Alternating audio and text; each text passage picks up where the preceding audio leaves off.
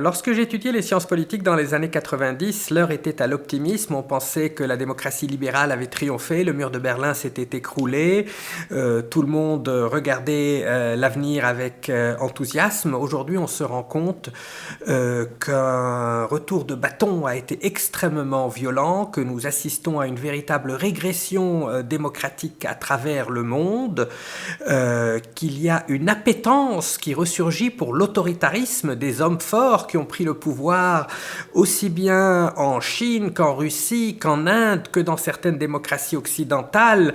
Les États-Unis ont été sur le point de basculer, les contre-pouvoirs sont affaiblis, on domestique les médias, les pouvoirs judiciaires, émergent ce qu'on appelle des démocraties illibérales en Turquie, en Hongrie et partout ailleurs.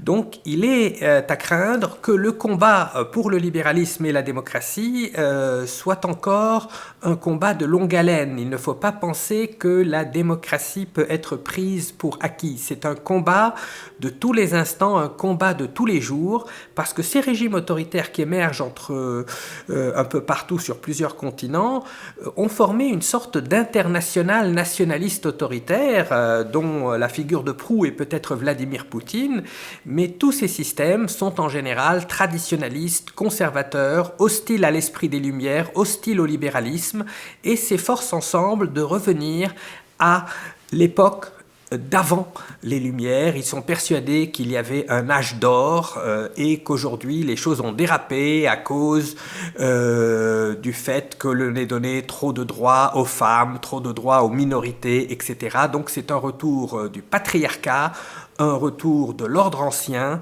avec une revanche à prendre. Donc je suis véritablement persuadé qu'aujourd'hui la démocratie est en danger, à l'heure même où nous avons le plus besoin d'une solidarité planétaire, car ce n'est qu'à travers le multilatéralisme que l'on pourra répondre aux grands défis de notre époque que sont le changement climatique, l'identitarisme, le terrorisme, les intégrismes religieux.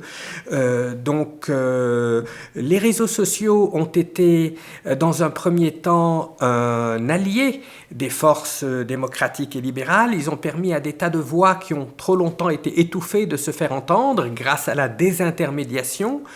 Mais aujourd'hui, ces régimes autoritaires ont appris à maîtriser la technologie. Donc une même technologie qui était une technologie de libération est en train de devenir une technologie de surveillance.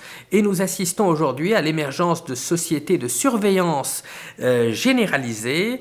Je pense à la Chine, mais je pense aussi au pouvoir excessif de certains groupes médiatiques en Occident, les GAFAM, etc. Donc il ne faut pas penser que les libertés sont protégées. Même dans les vieilles démocraties libérales, il y a un véritable risque de retour de bâton, de retour en arrière, et cette combinaison des angoisses économiques, du retour de l'identitarisme et des intégrations verticales et des concentrations dans les médias font peser de très lourds risques sur la démocratie libérale à l'échelle internationale.